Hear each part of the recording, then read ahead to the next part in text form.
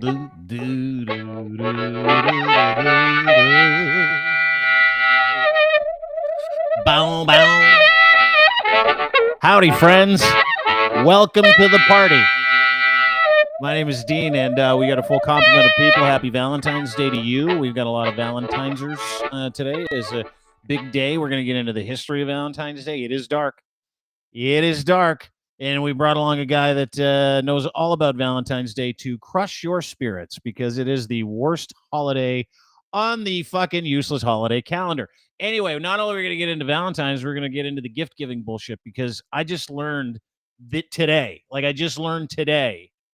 that Valentine's gift-giving is a two-way street. Yeah, and I've been married. Seriously, I had no idea it was a two-way street. Also, we'll talk about cheating. So it's a full Valentine's special today, which is a lot of fun. I like talking about cheating too, because what happens is all those people out there that are in these beautiful marriages, beautiful relationships, when they find out that Valentine's Day is the number one day to cheat on that cheating calendar, you'll think twice about where your husband was or wife after work last night. And I love that kind of action.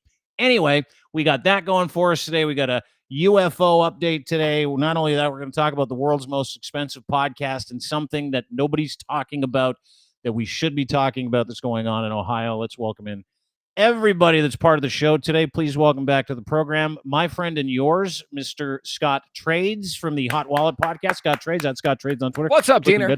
Looking good, looking nice. I had no idea sir. you were a ginger. I hadn't even seen your hair till today, but you're still allowed to be on the show. Nice to see you. I gotta get a cut. It's long. You do. And please welcome for the first time from Dark Corner YouTube Studios, my friend Aiden Wolf, ladies and gentlemen. He's here today. Aiden's going to break down some Valentine's Day shit for us. He's a good man. He is a radio veteran, and he is one of my favorite YouTubers. Yes, he is a YouTuber. I'm curious, Dean, how many people hate watch you? I'm just curious. Out of a percentage of 60%. Your whole audience. Welcome to all of you. I wanted to meet some of you guys. So, what are you saying? I get some hate. Hey, speaking of people that hate me, our last guest does too. Please welcome from Let's Take This Outside the podcast, Marianne Iverson. Everybody's here. The whole crew's here. Nice to see everybody. No, Aiden, I don't know. I can't answer that question. Like, what's the ratio of people that hate watch this? I'd put it in the high 50s, low 60s. I really would. I probably, I think it's one of the, because obviously we follow each other on Twitter. It's been a banner few days. It's literally like one of the biggest honors you can get, man. Yeah. The hate watch? Oh, is it really? I didn't know that. Absolutely.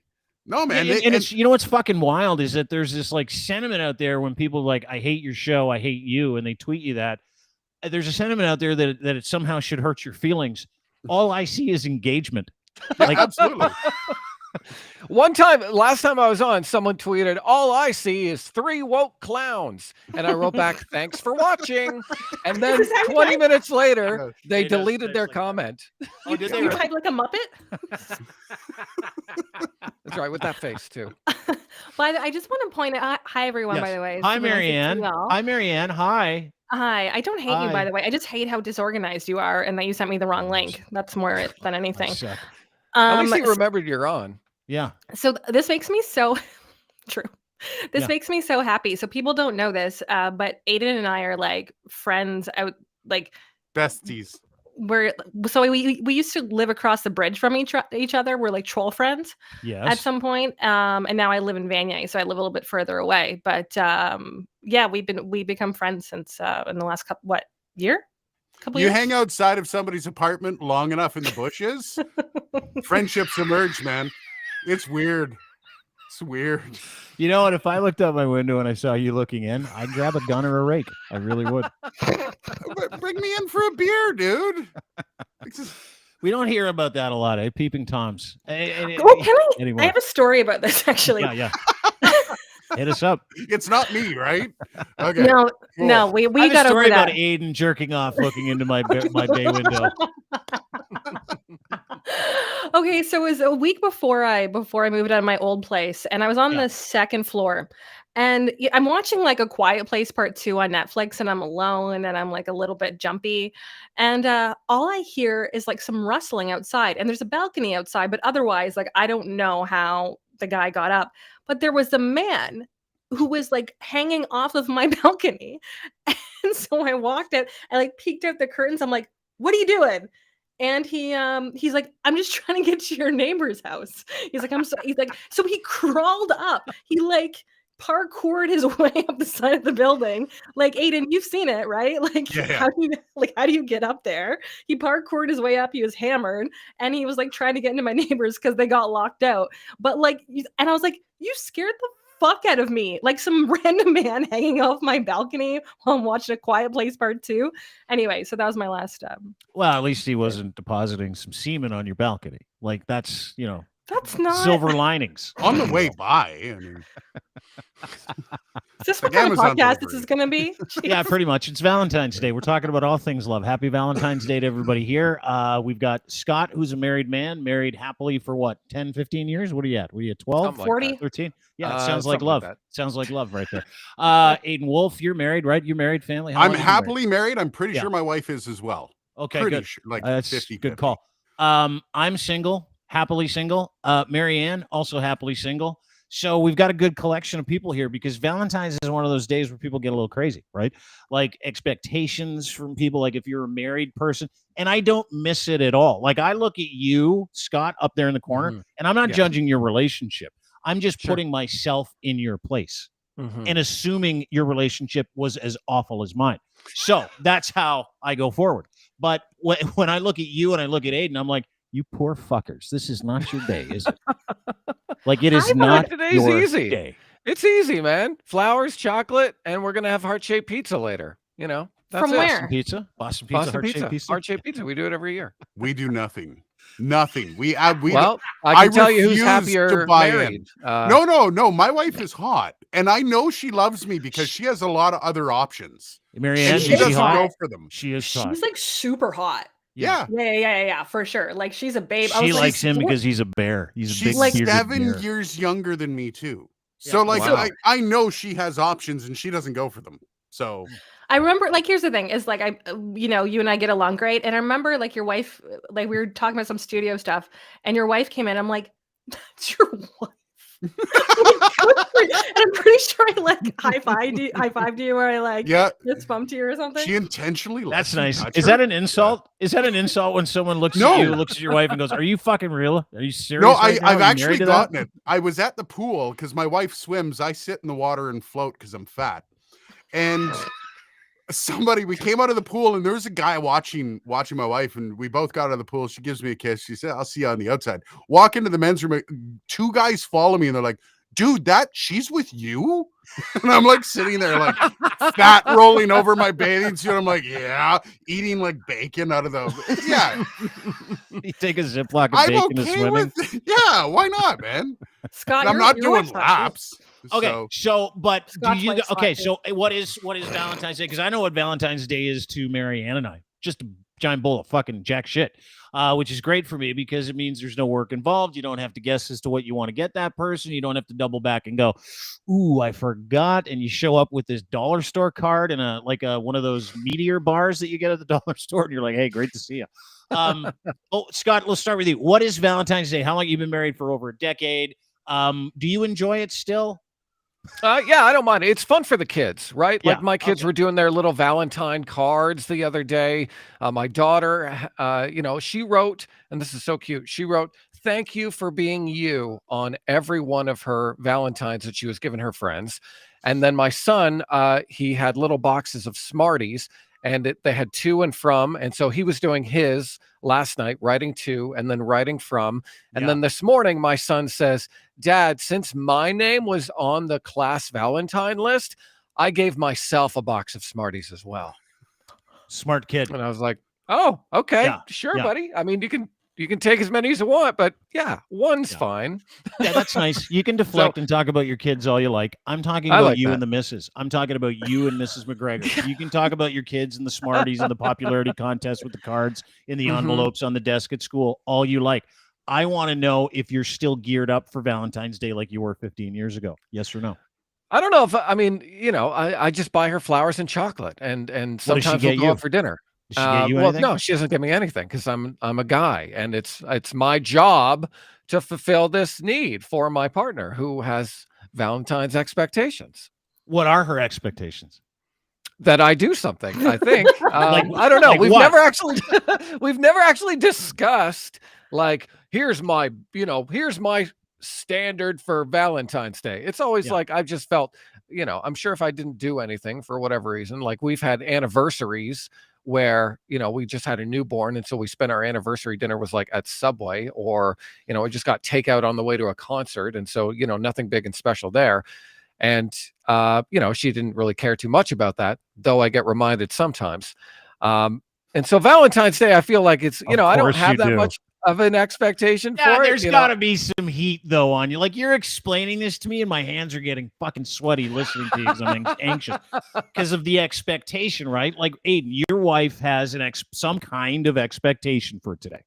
No, she's been crushed. I've crushed it out of her. This is literally a consumer.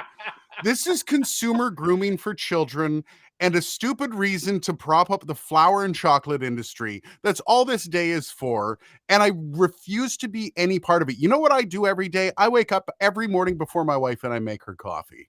You know what? 3 days Valentine's Day for her then. No, but that's the kind of stuff that creates an ongoing relationship. Me dropping $400 on chocolates that you don't really want to eat, flowers that are going to die in a week, it's garbage. And we teach our children, we send them to school with Valentines for all the bullies that bully them too, making sure that they know that they choose them. That's garbage.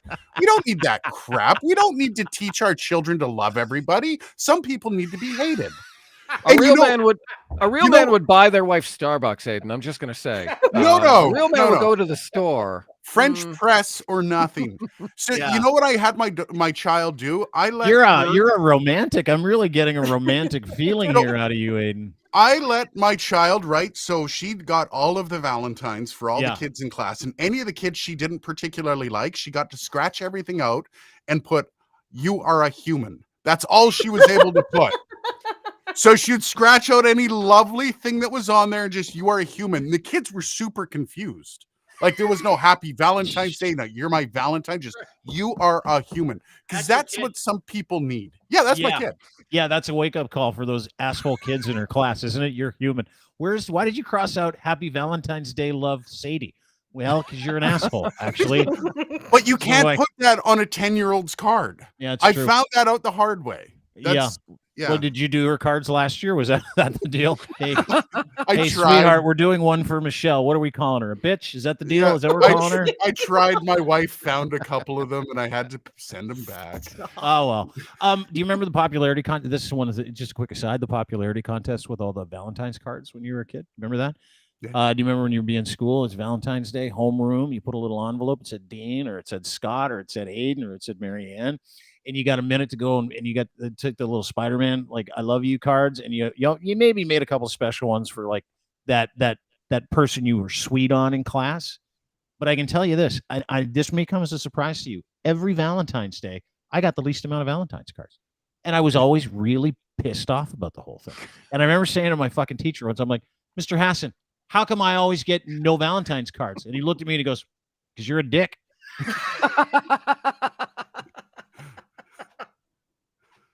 It's true.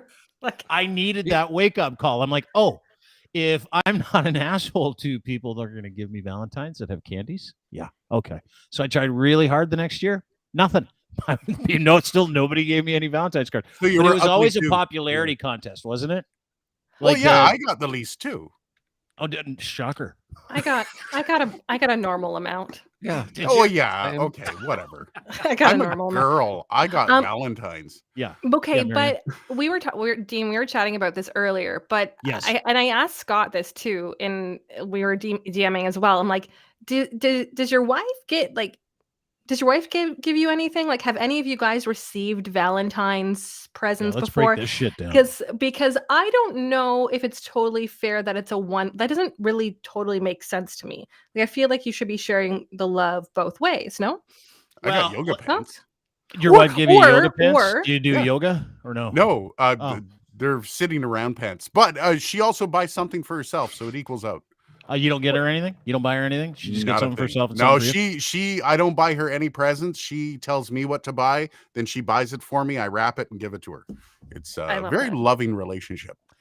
Do you have like is your family wanted for multiple murders or something? Like I don't understand how your relationship works. Your wife's apparently super hot. You don't ever buy her anything. You don't believe in any love holidays, and you're like, fulfill other needs. Okay. good for you. Speaking of fulfilling other needs, Yes. do men so when men are giving women gifts, are women just if we're saying a heterosexual relationship, right? Do men assume they're getting the Sex? sex? Yes. Sex. Are men assuming on Valentine's Day that they're getting the thing? Is that the gift? Intercourse? Is that the gift? No. Action? Coitus? Uninterruptus? Penetration? That's the example of our love to show to the world. I mean, No, it's the only way we know how to talk, dude. That's not the example of our love. I don't know what the fuck you're talking about. Scott's looking at you too like you're an idiot. trying to put something nice on it, man. You try to put a bow around it. Come on. Well, did you want me to say it's the day I wear a chain around my neck and a tutu? Come on. Yeah, I do actually. All right. But let's get into that because Scott, you never get presents bought for you, right? At all. No. You have to buy her thing. So in your interpretation is that this is a gift that goes one way. Is there a gift that comes the other way later on in the evening? Yeah, I don't discuss that on. Is that like? Sorry, I already knew he wasn't going to answer that. I already knew. Starting to feel like I crossed a line. Should I just turn the camera off now? Should I just like bye? I knew Scott was not going to. Dude, well, here's the thing, because I have friends that the gift predicates the kind of evening they're going to have. That's ridiculous.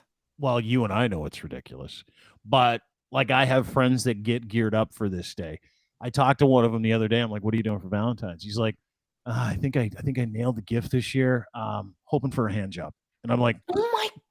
He's been married for 24 years, and I'm like, "Really? Hoping for a hand job? Huh? Hoping? Is that's what?" He's like, "Yeah. I got her really nice diamond earrings and a tennis bracelet." So I'm for a hand job. Yeah, I'm like. That's a lot. How much is a blowjob? Like what? Scott, I'm also shutting off the camera soon. I gotta delete this stream from my Twitter. Hang on. You know what I do? I don't even let it pop up on mine. I don't even like attach it. All right, there we go. No, but isn't there quid pro quo involved in the one-way street of gifts when it comes to this kind of thing? Isn't that cost? No, but like because the whole idea, like I have never had a gift purchased for me for Valentine's Day ever, never once. What would you? Okay, if you guys were to receive a gift for Valentine's Day, if your partner was to like, would you want chocolate? Would you want like Lululemon pants? Would you want like what's something that would like mean a lot to you or that you? Can I go first? Sure. To be left alone for the evening. Ooh, Scott, a good one. Bitcoin. Obviously. Does your wife? Speaking of which, I have a new episode out. Sometimes. Sometimes. I think last year for my birthday, I asked for Bitcoin, something like that. I said, just give me like, I don't know, $1,000 of Bitcoin. Call it even. Yeah. But proving once again that these things don't mean anything to us, but they're generally speaking, I think women think that is the day. This is my understanding. I couldn't tell you because I can't communicate in that regard with women very well. So, but I will say this is it seems like that day is about a monetary gift. Today is about a monetary gift for women or something that represents what they hope that person feels or how they hope that person feels about them, right? That's what that's what it feels like, Marianne. I could be wrong, but it feels like if we were going to kind of paint this all with the one big broad brush in terms of gift giving on Valentine's Day, it really does feel like it is all weighted in the female's favor. And we're just kind of sitting there at the end of the gift giving going, so what do you think? What do you think? We're going to connect tonight? Oh my God. Like that's Why not so? But that's part of the relationship sex, right? Like that's part of that's the love. That's how we show, that's what you do. No?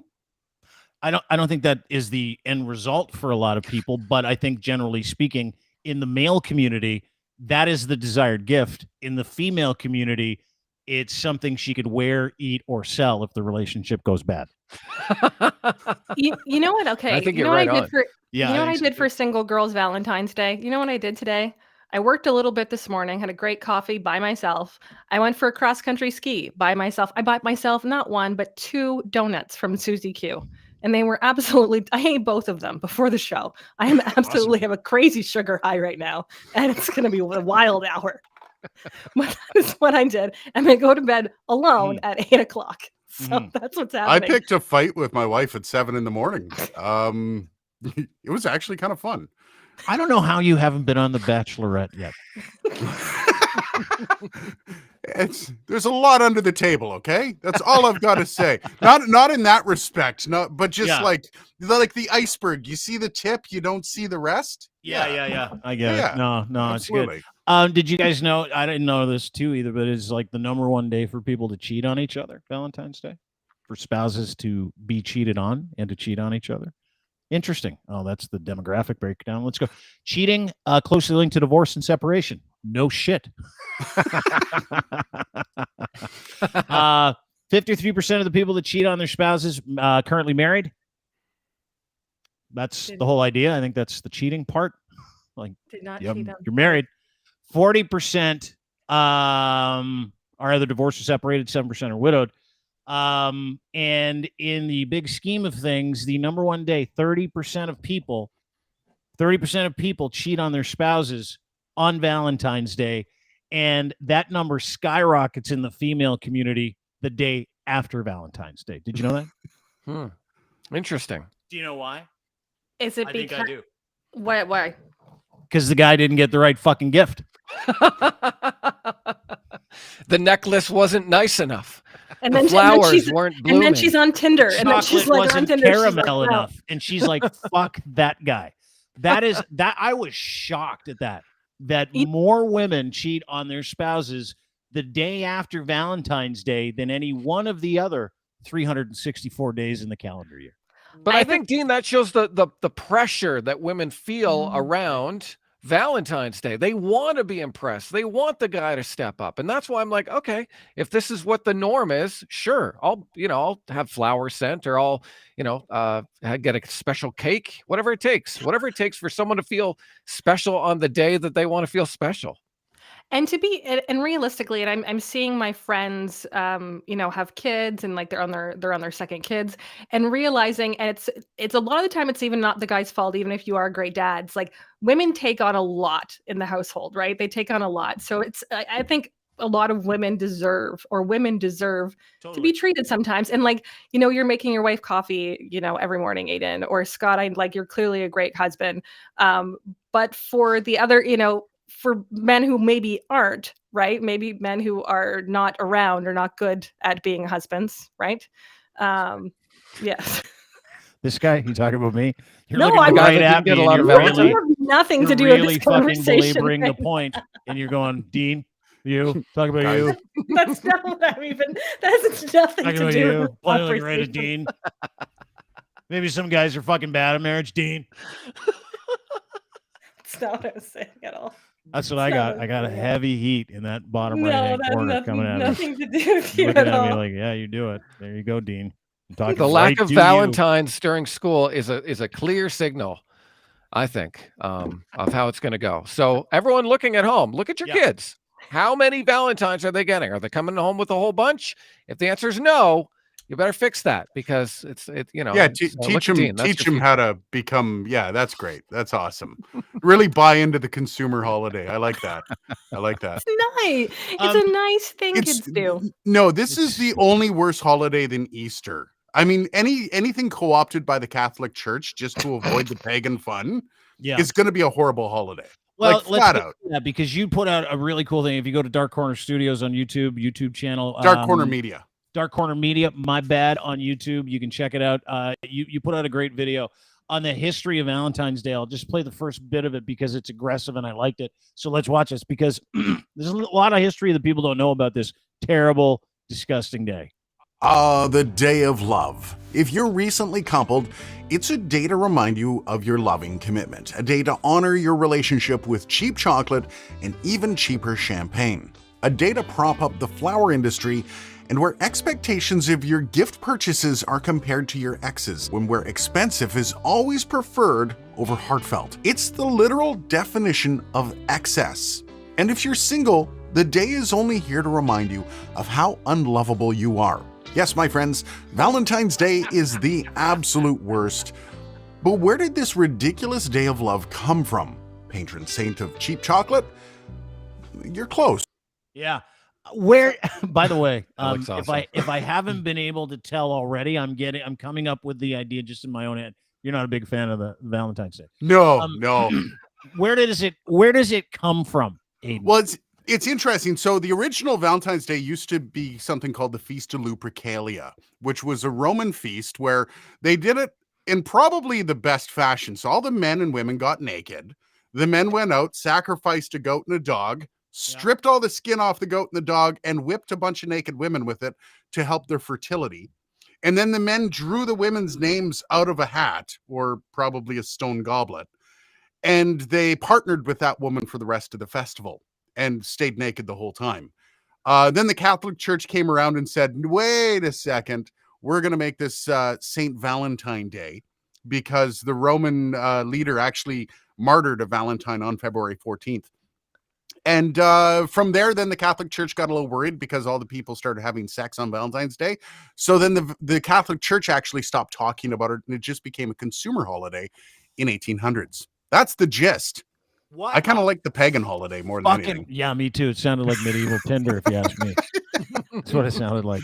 It's like, hey, it's like a key party for people with no keys. Marianne looks pretty upset over probably the skinning of the animals, I'm guessing. Well, no, it's more like the whipping, that part, in the drawing, like hitting women with the skin of dead animals to increase fertility. Right. Hey, listen, we didn't know this is why you're single. Back then. Yeah. Geez, I wonder why it turned into chocolate and flowers. But do you see the origination of children handing out the I choose you comes from Roman men literally drawing the names of their sex slaves for the next couple days. That's why it's such a troubling issue having your kids walk around going, yeah, you're my Valentine. That's creepy. That's weird, man. Maybe I guess so. Maybe this is my new dating technique. Try it. Don't know what happened. Guy shows up, sees a goat and a dog. You're like, well, yeah, I'm in. We got Valentine's cards here. This is Marianne's Valentine's cards. Crier Media, who we work with, put these out today. These are kind of nice. Marianne's Happy Valentine's Day card. Let's take this inside. That was nice. Hey, Scott from the Hot Wallet Podcast. Just like the market, we can go up and down. That one's not nothing to do with Scott, but that one's weak. It is. Weak. Well, you're gonna have to tell Joe because he's the guy that made it. I found this was mine. Sorry, Joe. Yeah, Joe, way to go. She says it's weak. DaCosta made this one for me. I thought it was good. I want to nail you, Valentine.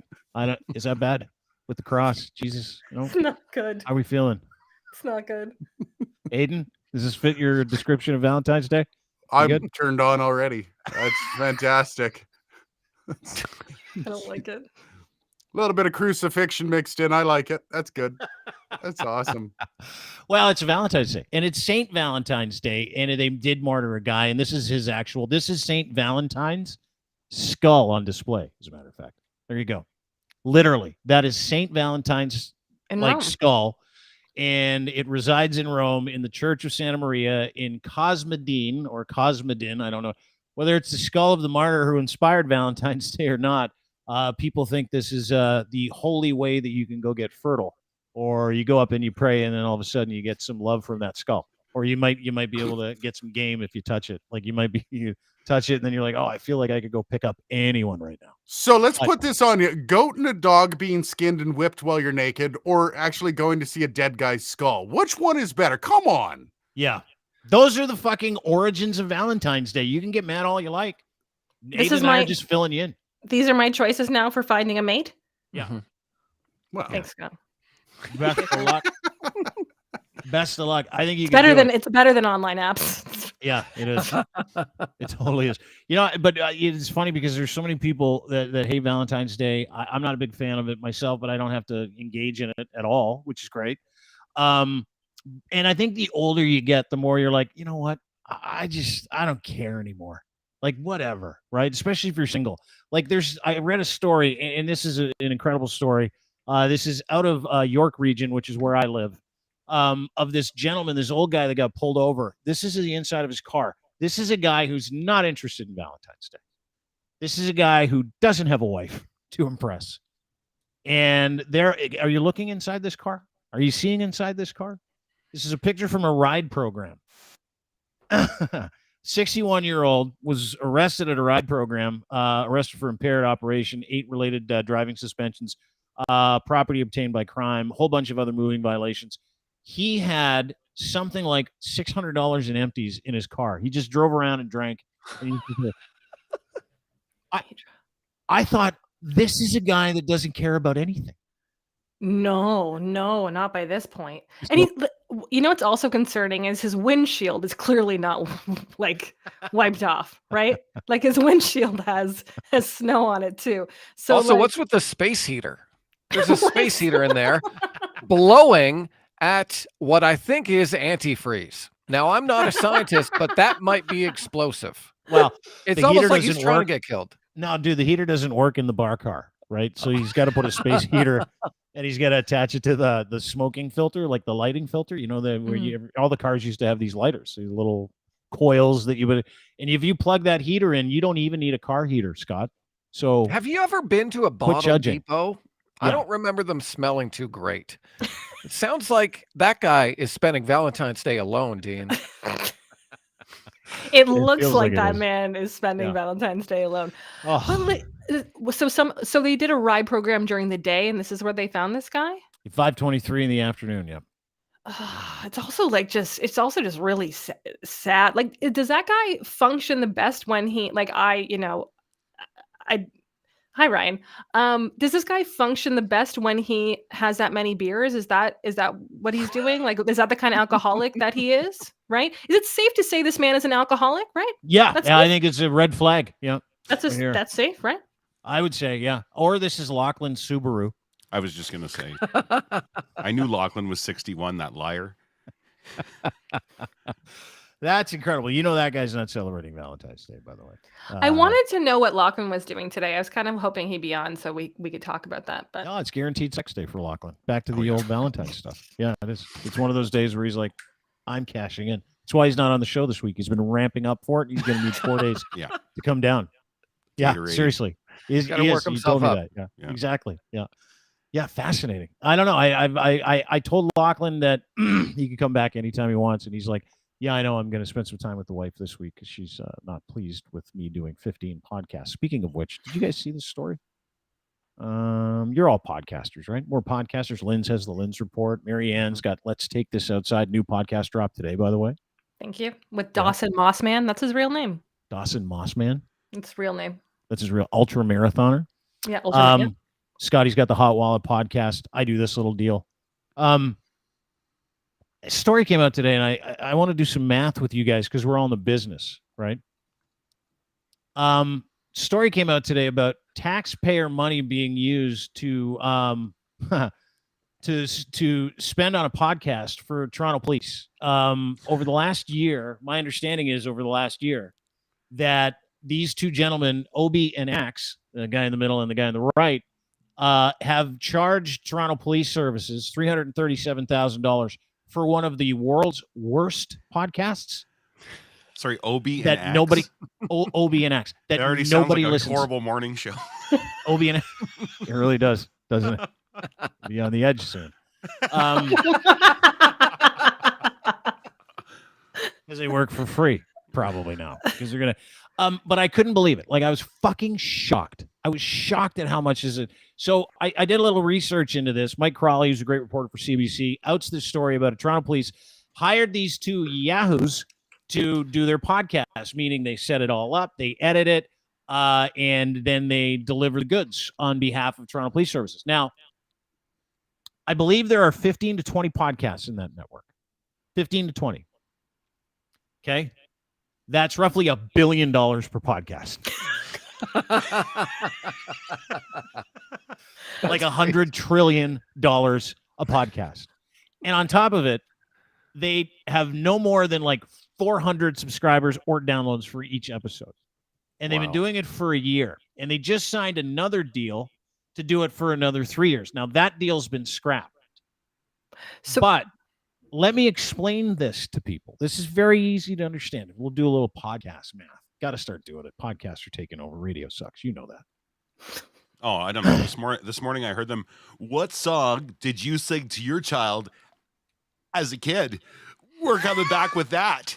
And they wanted to take your texts and calls. I'm not shitting you. It was a local station here, and it was on in the office, and I fucking lost it. I'm like, did you say turn that shit off? I was yelling, radio sucks. This sucks, and everybody's looking at me. They're like, why is he so mad about the radio? Because it sucks. So let me explain something to you before we shit on radio. Old man Lindley going crazy again. There he is. He hates radio so much. He's freaking out at the office radio again. Look at him go. Just yelling at the box. We need to bring you back to the home, Mr. Blundell. So let me do a little math for you. That is approximately $15,000, $20,000 per episode. Per episode. That's not even an hour long. That Toronto Police Service get final edit authority on. So they can basically, they're calling it propaganda. And they paid these two kids, and these two kids are pretty smart. All they've gone around and done is gone to government agencies and big wheels like NASA going, we're going to do your podcast for us. And they're like, sure, how much is it? They're like, how much you got? He's like, $12 billion in the budget, actually. Like, I'll take $500,000. Money is no object. Yeah, and they're like, sold. We don't want to do any work. We just want to talk, and we want you to do the rest. And these two guys have gone around collecting massive sums of money from government agencies. And one of the guys, like this guy on the right, his name's Axe. What are his qualifications for being a podcaster business owner? Last job was a Raptors dancer. Dean, this sounds like a job for Crier Media. I feel like Crier Media should be knocking on some of these doors. I tweeted. Do you know how much it costs to create one podcast? Hard cost, maybe $1,000. So they were getting charged 20, 30 times the amount that it actually costs to put out a podcast. And that's with like advertising, that's with boosting, that's with like editing, that's with graphics. It's about $1,000 a podcast. Crazy. Promotion. And like the really big, I can range anywhere from like 1,000 to like 5,000. Mine's a little less than that, to be totally honest. 750, 750, 850, 950, 350, 350. But the fact that they were charging them this much money, like it's like, what was the quality? Did you listen to any of them? Like, oh, it's super garbage. Yeah. Yeah, it was like one of the worst. It's like these two cops. There's one episode where these two cops are like, so how's it going? The guy's like, no bad. How you doing? And it's like, we'll be right back. I'm like, wow, this is fucking riveting shit. And then they talk, and all it is like thin blue line shit. They make like, they'll put in a little like community service here. Oh, we went to this school one day and it was a lot of fun. But it's all thin blue line propaganda. It's like, oh, well, you know, if without the cops and without this budget and without this and without that, the city would go to hell in a handbasket. Meanwhile, like crime is through the roof. We got people with machine guns in the fucking subway, and they're like, let's do a podcast. Great. Let's pay these two idiots, including a Raptor dancer, $337,000 for it. Great. What do you want to talk about? Nothing. Like it's literally a podcast about nothing. All I can think think about around going, we're cops, right? Yeah, that's awesome. All I can think about is like the amount of kids who didn't get their like school lunches because they needed to do this podcast. That's what I'm thinking about. Right. I'm thinking about the lady that got stabbed yesterday in the subway. That it's not good right now, right? I wonder if she missed the episode yesterday while she was waiting for paramedics. But she can't wait to download it in her hospital bed. Like and subscribe. Please like and subscribe. Smash that like button, please. Fucking unbelievable. Isn't it? Leave a 5-star review. Leave a 5-star review. There are no reviews for that one, and I think it clocked into like per listener they were paying people like $100 or something like that. It was like that's what the cost relation was to doing that podcast. It was government funded. I think it's really funny that the CBC reported on it because they do the exact same thing. So like it costs $400 million a year to produce the garbage the CBC puts out. So yeah, I think it's kind of disingenuous for them to point a finger and say, hey, we've exposed this. Oh yeah. Have you really? You guys do the exact same thing. Yeah, exactly. Yeah, what's happening on Front Burner? Scotty, thanks for doing this. Really appreciate it. I know you got. Yeah. I gotta go get the kids. Heart-shaped pizza. Have fun tonight. Aw. Yeah. Thanks for Sorry taking for getting time all for us. personal and talking about Valentine's Day today. All right. Yeah. Anytime, guys. Really Happy appreciate it. Valentine's Day, everyone. Bye, Bye, buddy. Buddy Here, boy. pal. There he is. Scott Trades from the Hot Wallet podcast. He's a good dude. Am I on Oh, top? Scott. This is good. Yeah. It's Did we? Valentine's Day. Figured we let you go on top. Yeah. Thanks. Happy Valentine's Yeah. Day. Did we even get to say goodbye to Aiden, or we just like let him go, kick him out? I think he No, faded. Aiden told us before he got on, he found out his, he wouldn't mind me saying this because Oh, no. he's got no filter.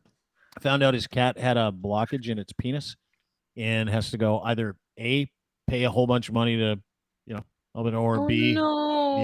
the other solution. Why do you which is, do I think that? $60. Yeah. Why do you do So we this had to to me? split.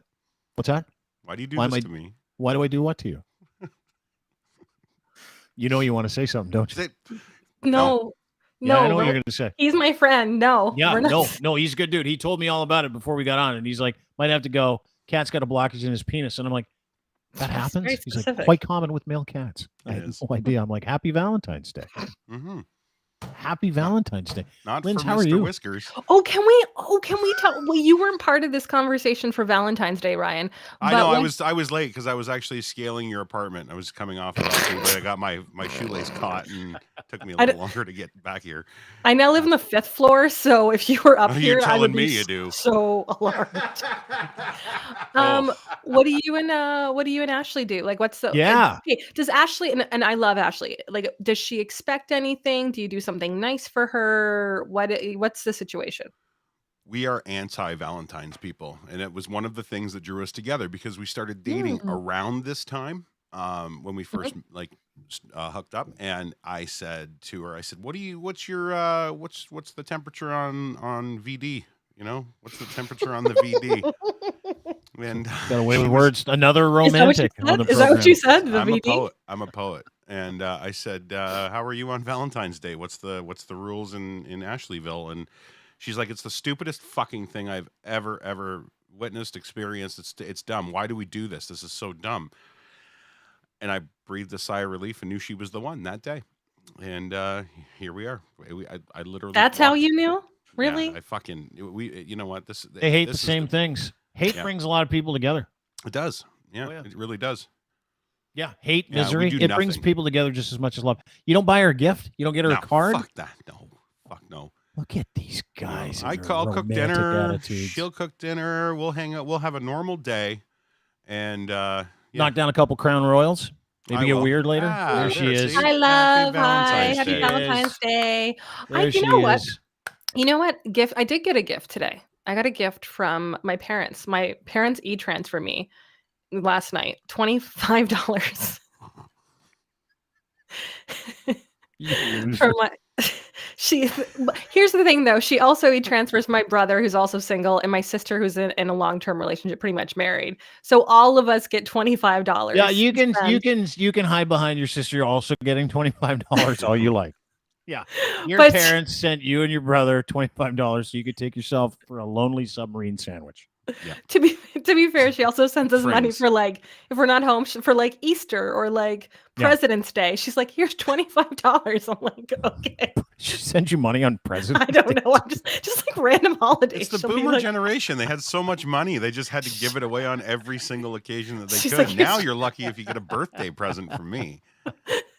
It's President's Day. Yeah, we're just But gonna did that make you feel Cinco de Mayo. Buy some tacos. You know. Summer, Yeah, it's that's my summer Valentine. equinox. Here's $50. Yeah, that's right. It's Orange Day. Congratulations. Here's 25. Do you feel like a victim today, Marianne? A victim. I'm a little disgruntled, to be totally honest. That's the general consensus. Of Like, everyone because that's the today. one feeling a lot of people have in my reading is like single people, specifically women on this day, some men too, that are overly emotional. Maybe, I don't know. This is just what I read, and I don't want to be sexist or misogynist, so I'm trying to walk part of that back already. It's fucking hard. Listen, when you got a mouth like this, you can't just say shit and then go, "Oh, I'm gonna walk that back." But that there's a real victim feeling for single people on this day, and I have the actual opposite. I have a heroic feeling. I feel like I won the lottery, and I'm not even being an asshole. Like I'm not down on Valentine's Day like Lynn's and our romantic fucking Brad Pitt that just showed up, Hayden Wolf.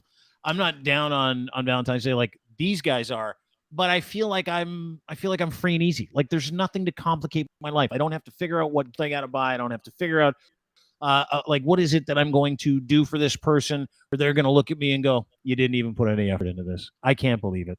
I'm not interested in this gift." Like that's what I am super fearful of, which is why I feel like I won the lottery today. Truthfully, It's I get it because it's so dumb. It's so dumb, and it makes some people that are, like you say, over emotional. They feel sad today. We've worked ourselves up into a right bloody tizzy, haven't we? On either side of this day, some of us, and it's ridiculous. Yeah, I would much rather, like what Aiden was mentioning. I would like if I get a partner one day, or when I have a partner, I'd much rather him like make me coffee every morning, or do the nice things, or just I don't know, be a good partner. What a weird, super weird, right? Yeah. Then celebrate, like then spoil me on one day a year, like 2 days a year, right? I'd rather that like spread out. I'd rather be spread out. I'd rather be treated like gold for 365 days a year. You know what? Actually, the opposite. I want gifts every single day of the year, and I want to be treated like a princess every single day of the year. Okay, is expensive better than heartfelt? For me, it's more about personal and like how well you know me. Right. Like if you had a boyfriend and he showed up with a brand new mountain bike that costs like 10 grand and he's like, I was thinking, yeah, I know you got, or a guy, or he just did a card, or he did a card, or he did a card, just a really nice card that detailed all the great times that you had over the past year and all the great. Yeah, you want the bike. Exactly. No, wait a second. If I knew a bike was an option or a card, are you serious right now? Well, I just outed your entire MO here. Like that's my point. Is that you're greedy and materialistic. Speaking of which, so I was cleaning out my old place and I came across these, I thought I had thrown them all out, but I found a bunch of cards that like a guy dated for like 6 months had, the Jordan Peterson guy. He was a great writer, and he would calligraphy me like handwritten notes. Isn't that a turn off? No, they were super nice, but I'm like, why do I thought I got rid of everything and they were like tucked away. Wait a second, like with fountain pens and shit, he would do the weird calligraphy letters about how much he liked you and all that. It's like it had like a feather, just like a big feather. Was the night we went to the bowling alley, like that kind of stuff? No, it wasn't like that. Allow me to recite 12 new rules for you, Marianne. Is that your Jordan Peterson? I don't know what the hell I'm talking about. Oh, I would love to see what the Jordan Peterson Valentine's Day looks like. Oh my God. Probably just a heater. Him and Nosferatu celebrating that incredible karmic attraction they have. He's yelling at her so loud right now about how he didn't have to get her a gift, and I'm a man, you're not a man. You'll do what I say. You get over here. Don't look at my tiny dinger when you just look at me in the eyes, like that kind of stuff. Yeah, but don't make eye contact. Yeah, the only thing that would be worse than being single on Valentine's Day, being a Jordan Petersonite on Valentine's Day. Mm-hmm. Hey, would that not suck? Well, you asked me. You asked me if I was. You'd have to do calligraphy. You have to believe in Jesus. Like just the worst. You asked me if I felt like You asked me if I felt like a victim today. No, like they probably feel like a victim that no woman is liking them. Mm-hmm. Yeah, but there's like a victim mentality. Like I have friends that are like one specific friend who's quite upset today. Quite upset. Really? About what? Yeah, that they're not with anybody and this is a terrible day. See, that's what I mean. We work ourselves up over something that means over a fucking holiday. Yeah, that we did to ourselves. We made this. Yeah, that's it. Fucking chill out, everybody. We're stupid. Follow the alien story. That's so much more interesting than fucking chocolates. Right? Big time. And speaking of which, did you hear about the aliens, Marianne? Have you seen some of these? I am obsessed with the aliens. Are you freaking out at some of these alien appearances? Okay, yeah. I was scrolling. It was a few nights ago. I think it's when they found like the second or third one that they were shooting down. I was like scrolling Twitter way later than I should have, and I'm like, oh, I was going down the rabbit hole. I was like looking at these like crazy videos. I'm like, is it real? Is it fake? Is it? Yeah. Like, yeah, no, I went down a hole this week and I am not proud. of it whatsoever. You went down the alien conspiracy theory hole? Of all these like octagonal and cylindrical shaped objects flying this week over North America. Yeah. Yeah. Really? It bothered you? Like you were worried about it? Like you I had thought a we were moment. being I had like a invaded? moment, but it was late and I was tired. I'm fine now, but I had a moment when I was a little bit like, is this it? I'm like, actually, I did have a moment where I'm like, why am I even working if they're coming anyway and gonna murder us? Like I had a moment where I'm like, had the do I same. really need to work tomorrow? I don't You want Like to there's set a the moment where alarm. I'm like, what's the I didn't point of want to any set of the this? alarm. Why am I Are setting you the alarm? serious? You thought we were being invaded, so you're like, fuck, I'm not going to bother setting the alarm. I look for excuses like that every day, though. It's like, To not go to work. I can smell something burning. Maybe it's the house. I'm not going to work tomorrow. No, the one thing I do find interesting about this one, and it wasn't the balloons. The balloons were whatever. That's been happening for a long time. That we're finding that out now. They tweaked their surveillance systems and figured out, oh, now we can see them. Shit, they've been here for a while, and it's these self-propelled cylindrical things that they can't explain the propulsion system on. And apparently the fighter jets that from DOD that circled Lake Michigan had conflicting reports of their onboard systems either malfunctioning or working perfectly fine. And the guys that did the recovery had conflicting stories of what they saw when they found it. So that intrigues me. I don't know if it's enough to like ring any bells at this point, but it's interesting. It's something new to watch, I guess. Are they not like kind of detailed? Because I read something today that said that the one that they shot down in Alaska, over Alaska, I think it was like 3-4 days ago, the one on the American side, because they shot 2 down in Canadian airspace, right? Americans, because we're like, hey, bud, can you do me a favor? Yeah, you're closer. Would you hit this one for us? Yeah. Can you guys just go? Thank you. And everybody's like, Trudeau didn't do it, Biden did it. And I'm like, who fucking cares, man? We got F-22s flying around protecting us. It's awesome. Yeah. But one of the things that I thought was interesting is they're like, we're not talking about it. That's what America's like.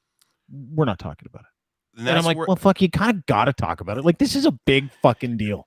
Okay. That's why the Pentagon said they didn't want to release an official statement yet because of the conflicting reports. So they're totally acknowledging it. They're totally saying we will have a statement. We just want to make sure that the facts are right before we release anything.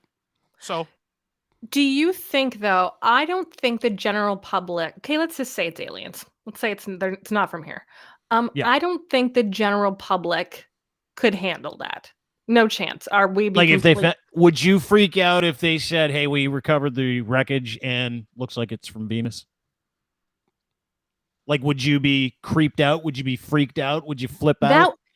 You wouldn't be a human being if you completely didn't, because here's the thing, is like, I do believe that, I think we're ignorant if we don't think there's other life out there. Is it little green guys and little spaceships? I don't know what it is, but I think it would we don't have enough capacity because we live in this earth. We live in our own little bubbles. We live in our own little homes, right?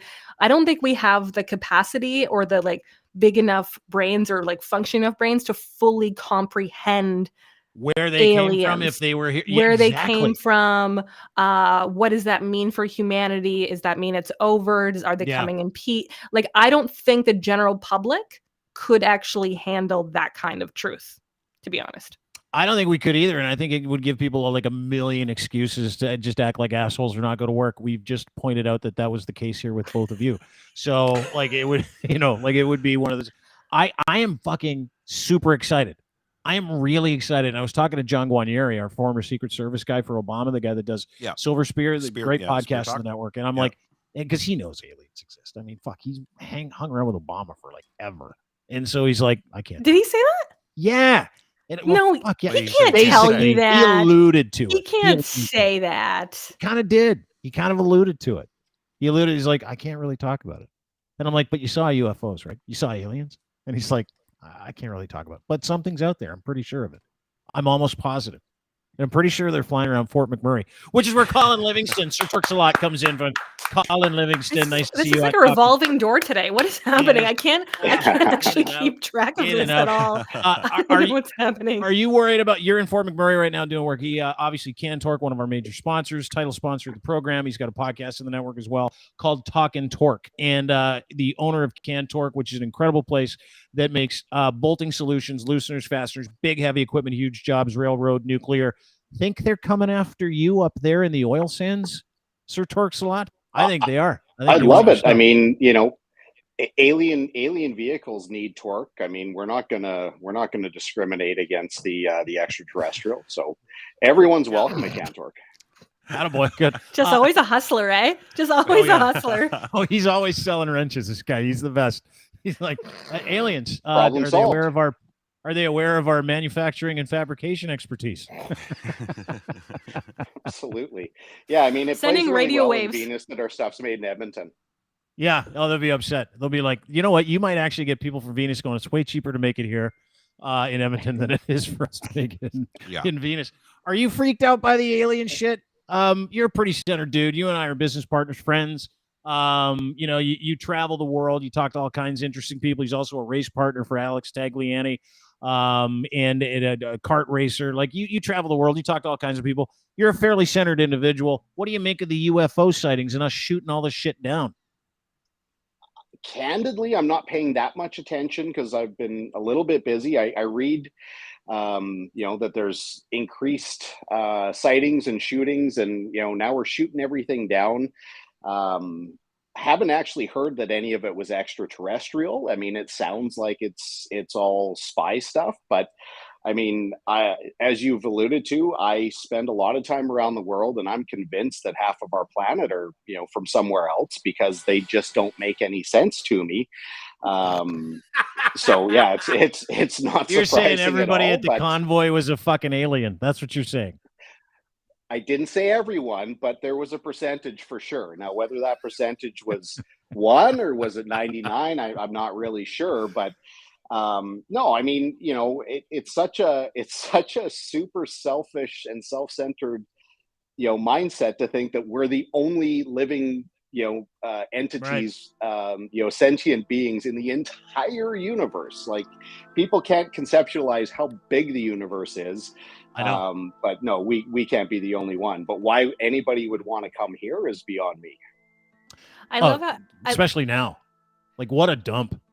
I love how Colin's like, I haven't really been paying attention to the alien invasion. I've been pretty busy. Yeah. And then he goes on about the alien invasion. Yeah, I'm not a loser like you two. I'm kind of busy with my job. Super busy. I'm a different kind of loser. Really busy, guys. You're like a work loser, right? Everybody's got like I'm a bit of a UFO loser now. I feel like I'm getting into UFO loser territory because I'm like super keyed into everything that's going on with that. You're like a work loser. Marianne's like an outdoors loser. And Lynn's rude. Oh, you are. You're like one of those outdoor losers. Let's take this outside. You love being outside. And I say loser in a colloquial way, right? Like it's just kind of a fun little thing. But here's a question I have for you guys. Do you think that aliens walk among us now? And this is like a test to see if you're insane or not, by the way. And we'll out it all live on this podcast. Starting with Ryan Lindley in the bottom left-hand corner. Are aliens real? Do they walk among us now? Yes or no? And bring up that X-Files music again. I liked it. No, I don't think so. No. Think they're here already? I'm not saying that there might not. Maybe there's some tech here somehow. Just at the Legion, having a couple pints, dressed up like a grandma. Legion. Yeah, right. Hitting on the old ladies at the Legion. But no, I think that there might be some tech, but I don't think there's actual like shape-shifting people and lizard people and like Tucker Carlson thinks there is. Tucker Carlson does. He believes they're real. He believes alien He also people. thinks suntanning your asshole makes you a bigger man. So that's true, actually. That's a great point. Marianne, do you think we're alone? Do you think aliens walk among us? I don't. Maybe one of them is a cashier at Farm Boy. You never know. Oh, they give great service, so I'm okay with whatever species they are. I don't think that they're necessarily here in a human body. If they're here, they're probably like in a cave somewhere in Antarctica. I don't know.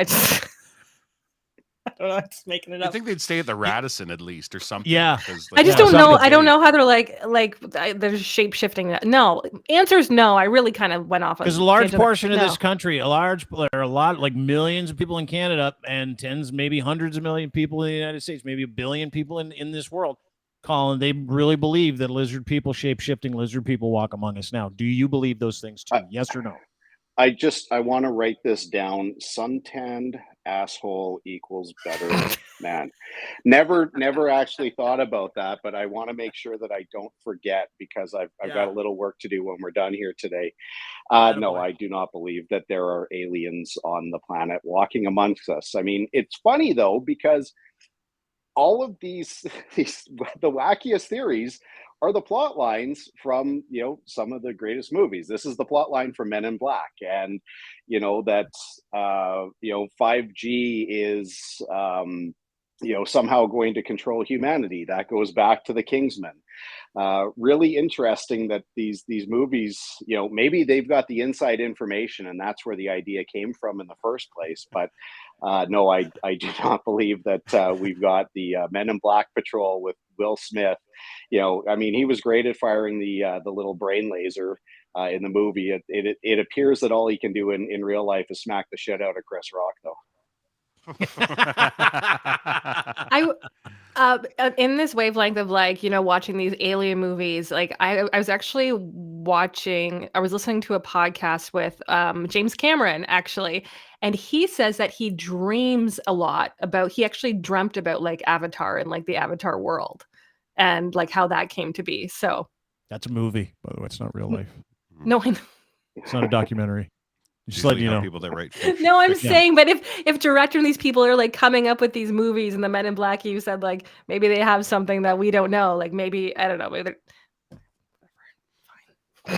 don't keep going. She just bailed. She just bailed right there. She's like, you know what? Let's cut. Let's cut. Let's cut. You know what? You know what? I'm out. I am fucking driving this thing into a fucking guardrail. Pull out. Pull out. Pull out. Just stop talking. I'm like. Well, because that's the discussion that's happening now, gentlemen and ladies. The discussion that's happening now is there are two schools of thought. These are nothing more than spy balloons or spy craft, or they're aliens. Now, here's where it gets interesting. The crash in Alaska, magically all the records disappeared. No one can find it. The crash in the Yukon, or the one they shot down in the Yukon, that's where Justin Trudeau is today. Like him or love him, don't care. There's no wreckage to be found there as well. Lake Huron, they're like, we're trying to recover it, but we might not be able to get it. Doesn't that sound like aliens are here, kind of, and we just can't tell you about it because you're all going to shit your fucking pants? No, doesn't that sound like it, though? Am I being a conspiracy theorist? I think they haven't found it yet because the wilderness in the Yukon and Alaska is incredibly vast and probably be really hard to find it. Right? No, if there's any that I just think it's it's just everything's just vast, and I just feel like it'd be very hard to find anything depending how big it is. Right? Livingston, why are you laughing? Why are you smiling? Well, let Linz have his. I'll hold mine. Okay, good. Well, I was going to say this isn't like the sheriff of Podunk, Alaska, and his whirly-bird chopper looking for. This is the military. They don't lose track of things they shoot down. They know exactly where they are. Okay. So if that's the case, the only thing they did recover was the first balloon that they shot over the water, right? And there's pictures of them pulling it out, and it was just a balloon with a frame. As for these cylindrical things that nobody seems to know how they moved at 40,000 feet. That's a little suspect, I would think. And I'm wondering if it has something to do with a classification problem.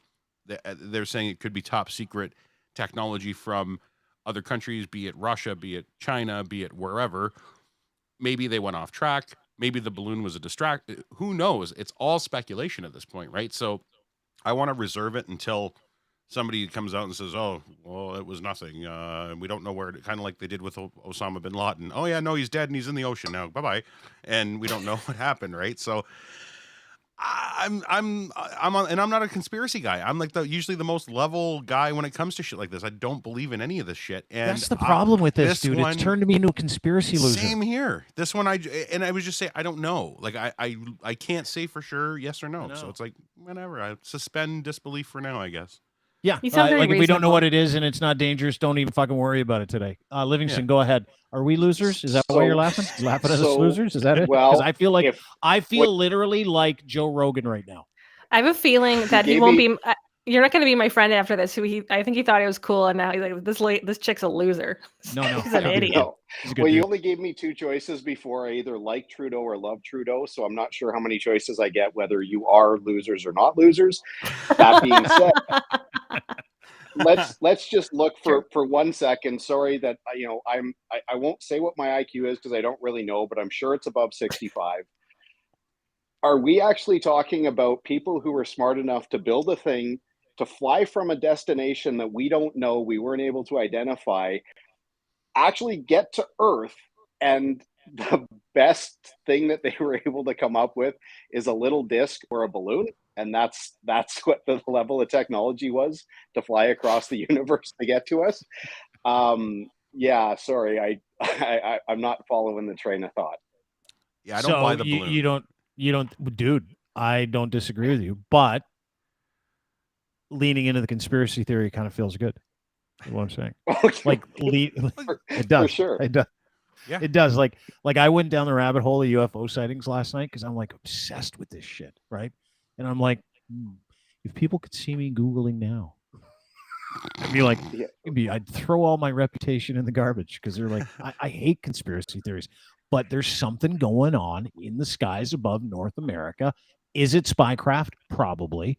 Is it technology we haven't seen being sent from other countries coming in here trying to freak us out, make us think that we're under attack because China and Russia love the West? Probably. There's something to that. But I'm leaning towards hoping for two reasons that these are aliens. First reason, fuck, how cool would that be? First contact in our lifetime. That'd be great. Second reason is, can you imagine the looks on every Christian's face when they land and go, how's it going? Oh, I'd pay for that. I would pay. I'd be But- like, yeah. but take then me again, now. How's it going? We're God. They just say Boom. that, yeah, these are God's creatures, that God sent them here. These are And that was God's actually the creatures. point I was going to make, is that you're following the same logic of every religious person. Is like, well, if you can't explain it, that's what it's like. Where are these things coming from? And honestly, like dead serious, the most powerful answer, the most powerful statement I have in my entire vernacular is, I don't know. Like, if there's no God, how do you explain this? If there's no God, I don't know. And I'm very comfortable to not know things. It's the people who can't stomach not knowing that let their head go to a really strange place, and all of a sudden, boom, we shot something down, alien. Yeah. Yeah. Oh, yeah. It's the only It's answer. like a lot. Your brain does crave a resolution on everything that it passes, and that's It craves crazy too. Like I find that I'm craving like a little green dude to pop out of the door of a cigar-shaped flying cylinder to go, ta-da! Like, hey guys, you don't how say you that doing? you crave crazy, Dean. You don't, like, seriously? No I fooling, you do. crave Well, crazy. in this way, like Yeah. I love. Have We you watch it seen your every day on Twitter? the Twitter. Yeah, I get after it sometimes. Jinx, No, Jinx, right? I'm being serious. Like the one thing that I love is when people's entire worlds are shook. And could you imagine if an alien, because it is ignorant to go, we're alone in this massive universe. And by the way, we're in one galaxy. There are billions of them. So you can suck it. That's how big and vast and expanse space is. To say that we're the only losers anywhere in and around the outer space is ridiculous, number one. But because it would ruin so many religions, I'm like, bring it on. I don't even care if they've got lasers that shoot us in the dick immediately when they land. Yeah. It doesn't matter to me. I'm like, hey, go ahead and shoot me in the dick. I just want to see that priest's face when you land. Get the probes That's all out. I care. Yeah. I want to But these watch are the him same get people probed. These are the same people that can't conceptualize that the nation with, like, the most massive handgun and firearm problem in the entire world, where they mow down more people every day than any other nation in an entire year, can't figure out that the firearms are actually the problem. not like not anything else. Like this is that like there's no logic left in the world. There's no reality left in the world that these things manage to happen. Well, it reminds me of as we're like seeing these things getting shot down. It reminds me of the movie Don't Look Up. Did you guys watch it? Yeah. And I'm like, Awesome. and I love it because the way Twitter is reacting to, or like the way social media is reacting to the possible aliens, or however it's reacting exactly the way they would in the movie, right? Just like making memes and making like a joke about it. What is this? What does this say? Black Crypto is like, pew pew. You get a probe. You get a probe. Everybody gets a probe. See? Probe pro Winfrey. That's got a real Rick and Morty appeal to it. Yeah, go ahead. Continue. Sorry, I just put a comment. No, that's it. That's it. It's kind of perfect. It really is. It really is. Probes, suntanned assholes, and lasers to the dick. There's a bit of a subconscious theme going on here, Dino. Yeah, thanks, buddy. I can't help it. It just comes out like that. Always. That's what I'm going to buy you for Valentine's Day, Dean. I'm just going to buy you a tanning bed. Thanks. I appreciate it. And by the way, that was Ryan that did the suntanning of the asshole bit. Wasn't me. Had nothing Oh, to do Ryan, with I'm going it. to buy you. I'll buy you one. Thank you. You can yell at him all you like. Sure. Just don't yell at me. Don't yell at me and tell me that I'm the problem here when it was clearly Ryan and Marianne, apparently, and a little bit you, Colin.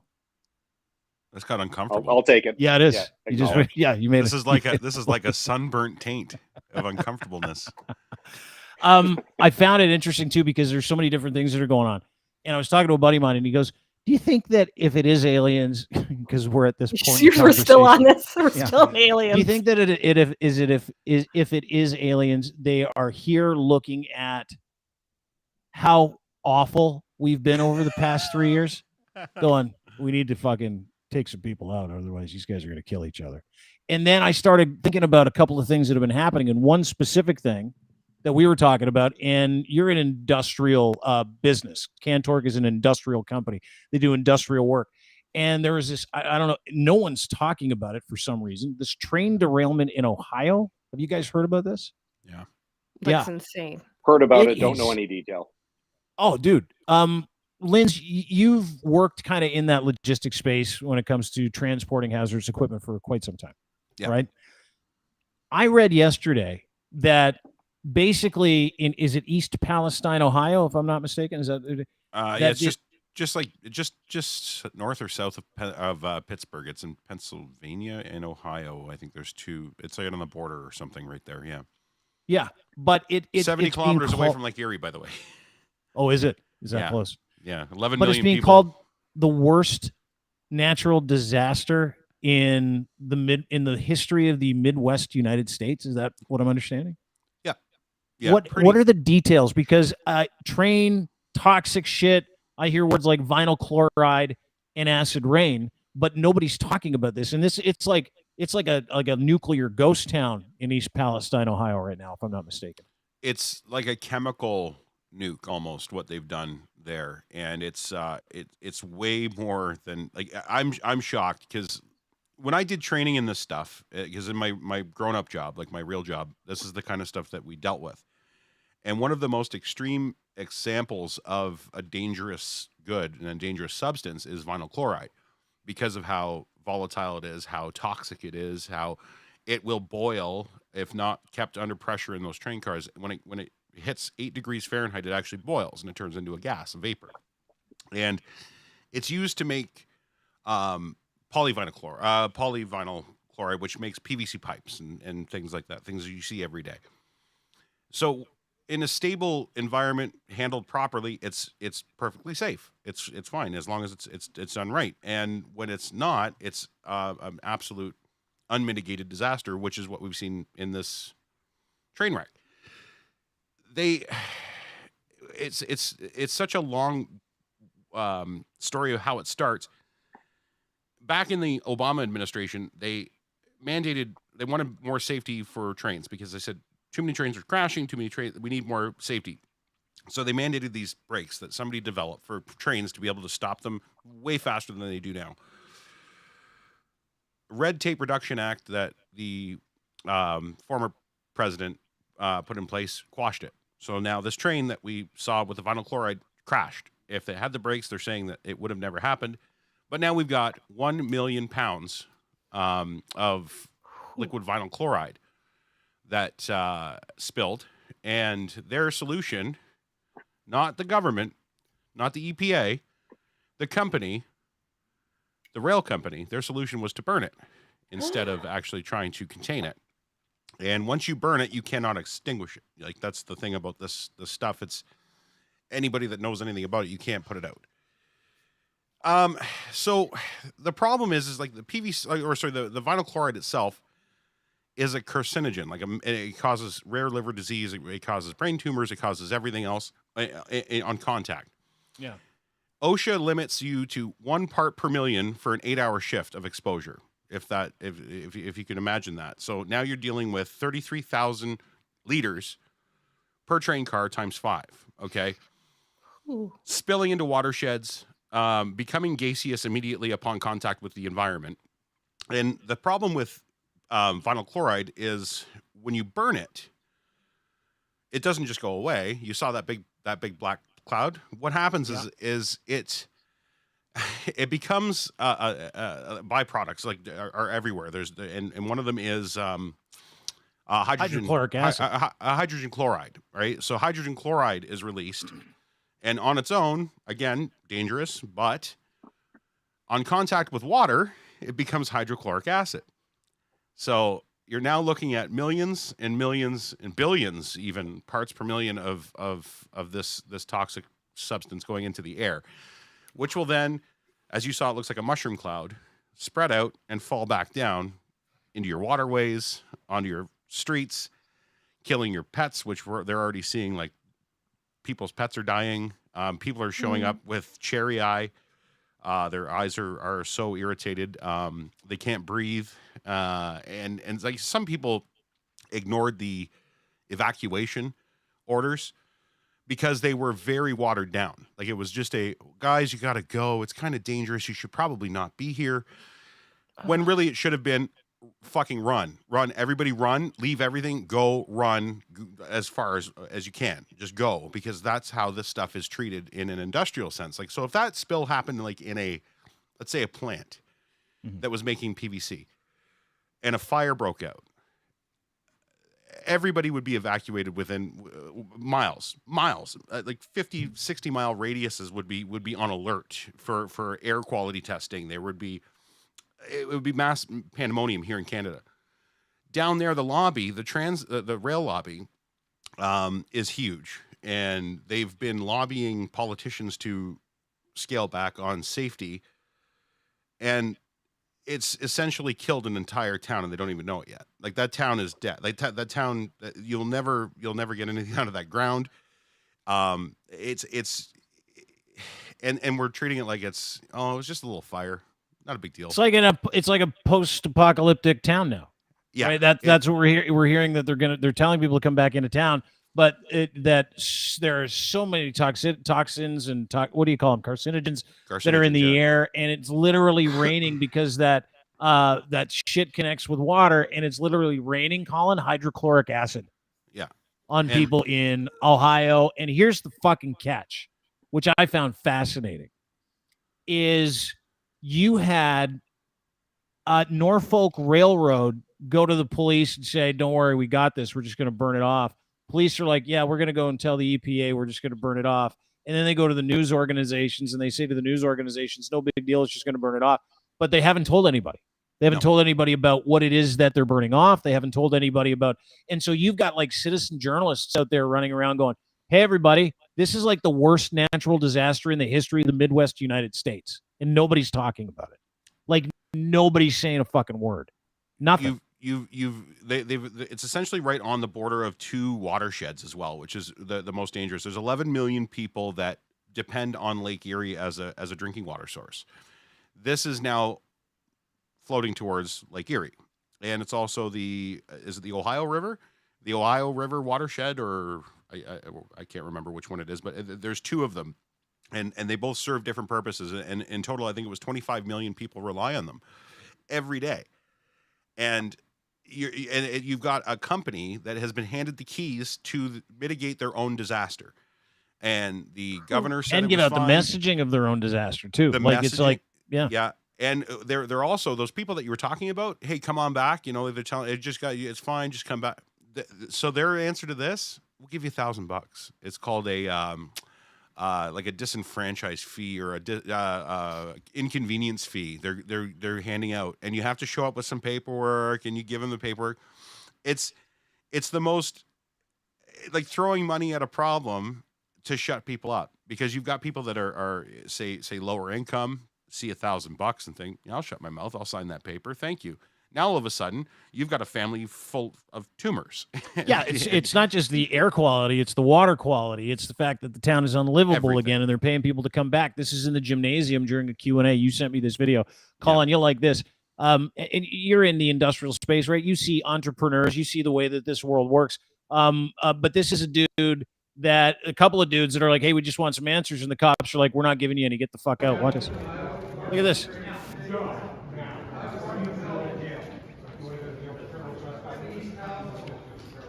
And by the way, that goes on for like an hour. You had people coming in looking for answers, and you had Norfolk Railroad, you had the government, you had the police saying, no, we're telling you what's going on, and everything's fine.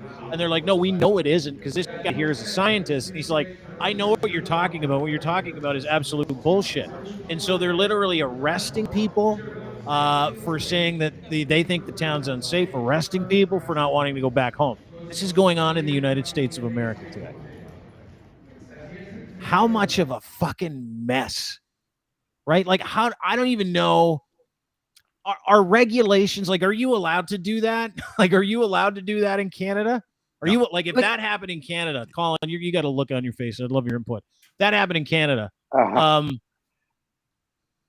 Very different reaction, I would assume. I would hope. We're not even allowed to have vinyl chloride here. We don't produce it anymore in Canada, by the way. We anything that we do, we have one production plant in Ontario, I think, for all of Canada that still is licensed and regulated heavily by the federal government because it's so like this stuff is so dangerous.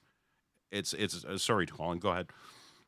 No, it's okay. I mean, you know, Dean, you said, you know, is this allowed? I mean, obviously none of this is allowed and none of this is legal, but you know, when you get in front of the thing and you start acting, you know, it takes a really big governing body or a really big legal entity to be able to stop these guys from doing this stuff. And for these people, like, that they're already offering, if you know what Lynn's is saying is true, that they're offering, you know, $1,000 stipends for, you know, displacing these people temporarily. I mean, these people are, you know, literally under distress, and this is more of a legal situation, but you can't sign any agreement when you're under distress, especially if you haven't had it explained to you and, you know, haven't had the chance to vet it through your own lawyer. But, you know, super scary, like these kinds of things. You know, I've kind of glanced a couple of the comments, and it's, you know, it's interesting how biased people become.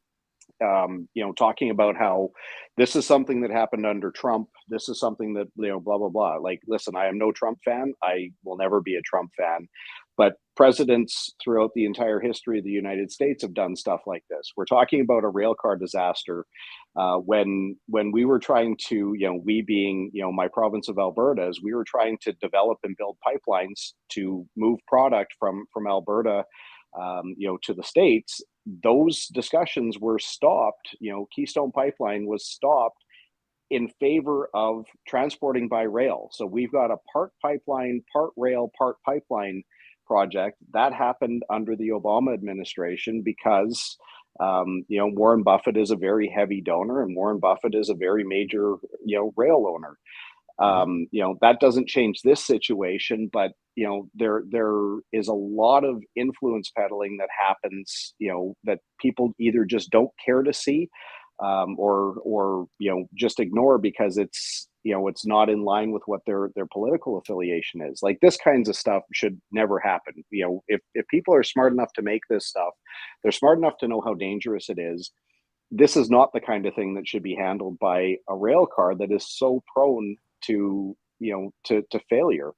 You know, a family member of mine is a lawyer in the US, and, you know, she was involved in a case involving a rail failure. So, you know, as we were talking casually, I won't mention, you know, their name or where they are or what have you, but mentioning how many of these cases go on and how many of these things happen, whether it's a mechanical failure, whether it was some kind of intentional act to vandalize the rail. It's scary. Not really related to this, but kind of in the same vein. A bunch of years ago, I don't know if you guys got wind of this or not, but there was a character here in Alberta. His name was Weibo Ludwig, and Weibo was declared environmentalist, and lived up in northern Alberta, just outside of Grand Prairie.